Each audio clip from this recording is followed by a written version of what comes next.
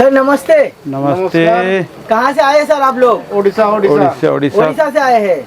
जय जगन्नाथ सर। जय जगन्नाथ। तो कहाँ से पता चला था आपको? यूट्यूब से। यूट्यूब से देखा था। अच्छा, तो आपका क्या होलसेल बिजनेस है ना रिटेल बिजनेस है आपका? Retail business. रिटेल। जैसा जैसा वीडियो में देखता है ये आने का बाद वैसा है ना ज्यादा हो जाता है रेट? नहीं वैसे ही है। वैसा ही है। अच्छा, क्वालिटी कैसा है कपड़े का? अच्छा तो ठीक लग रहा है। ठीक लग रहा है। आप उड़ीसा का कौन सा जिला से आए हैं? केवंझर डिस्ट्रिक्ट। केवंझर से। तो उड़ीसा से तो बहुत लोग वीडियो देखता है।